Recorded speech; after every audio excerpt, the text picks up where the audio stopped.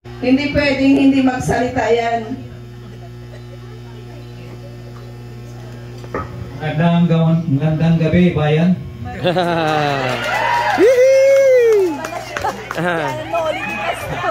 Una sa lahat, magandang gabi sa ating beautiful celebrant. Alam mo, hindi ko akalain na si Helen magiging 65 ang edad. Kasi ang tingin ko sa kanya noon, very weak. Nung malit pa siya, bata pa siya. So sabi ko, paano tayo tumabuhay si Helen? Very weak. Kung nabubuhay pa si Manoy, ako, pasensya ka na. Ngayon, nakita natin dito, mga kapatid, mga kamag-anak, mga kaibigan, mga kapitbahay, mga inimbitahang mga panauhin na hindi natin alam kung saan galing. Ang alam ko galing sa Dubai ito.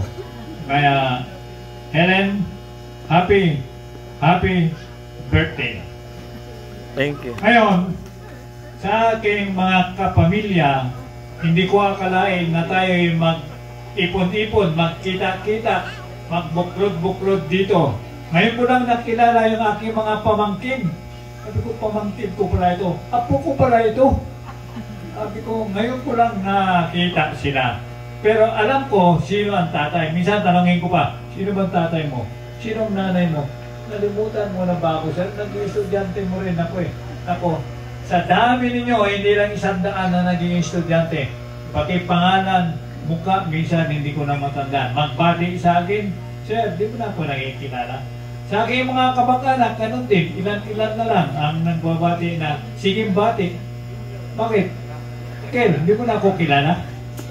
Ganyan daw yung mga in-your 80 in-your 80 senior citizen sa edad, pero ang utak, hindi senior citizen.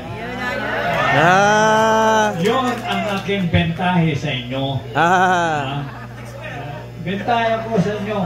Tingnan ninyo, wala na yung si Sir senior citizen. Pero, kung kasing edad ko lang din mag-marathon, ay kakain pa sa akin ng alikabok. Kaya, mga kaibigan, mga kapamilya, maraming salamat po. At muli, isang magandang gabi sa ating lahat. Thank you. Happy birthday!